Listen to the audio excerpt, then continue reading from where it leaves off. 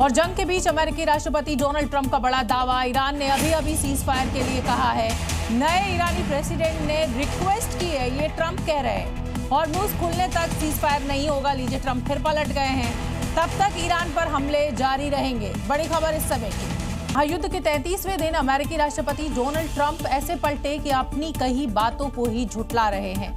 जंग में बुरी तरह फंसने और ईरान के करारे पलटवार के बाद ट्रंप को समझ नहीं आ रहा कि करे तो करे क्या, और इसी वजह से अब वो अपनी कही बातों से पलटते नजर आ रहे हैं। अब तो वो जंग खत्म करने की भी बात कर रहे हैं। तो अमेरिकी राष्ट्रपति ट्रंप ने किसी समझौते के बिना ही ईरान युद्ध खत्म करने के संकेत दे दिए हैं। यहाँ तक कह दिया है कि ईरान को किसी भी डील की जरूरत नहीं है।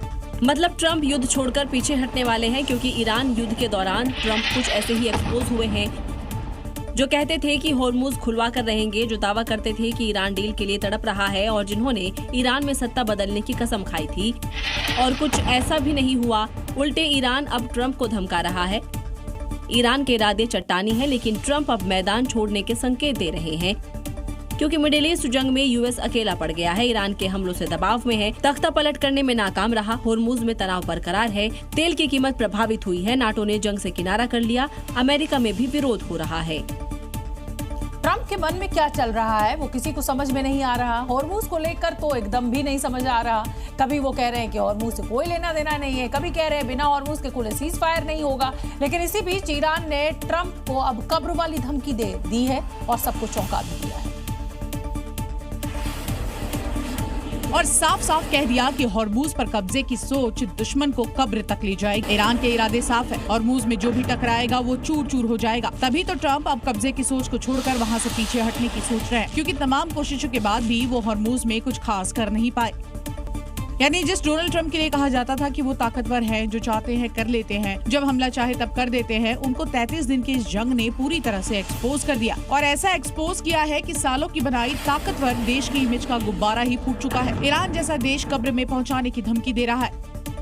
ईरान युद्ध में ट्रंप को कई सहयोगी देशों का पूरा समर्थन नहीं मिला। इटली, टर्की और स्पेन जैसे देशों ने सैन्य सहयोग या जमीन हवाई क्षेत्र देने से भी इनकार कर दिया। ब्रिटेन ने सीमित समर्थन दिया, जबकि फ्रांस और जर्मनी ने तनाव कम करने पर जोर दिया। यही कारण है ट्रंप इस युद्ध से जल्द पीछा छुड़ाना चाह रहे हैं, क्योंकि वो जानते हैं कि अगर युद्ध लंबा खींचा तो सबसे ज्यादा नुकसान उनका ही होगा, क्योंकि ट्रंप अब इस युद्ध में पूरी तरह से अकेले पड़ गए हैं। ऐसा इसलिए क्योंकि इटली ने सिसिली में अमेरिकी विमान उतारने की इजाजत नहीं दी। तुर्की ने अमेरिका का साथ देने के बजाय मध्यस्थता की भूमिका चुनी। स्पेन ने अमेरिकी विमानों के लिए अपना हवाई क्षेत्र बंद कर दिया। जर्मनी ने युद्ध खत्म करने की अपील की। फ्रांस ने अंतर्राष्ट्रीय कानून का हवाला दिया और खाड़ी देश युद्ध में सीधे शामिल होने से बच रहे हैं।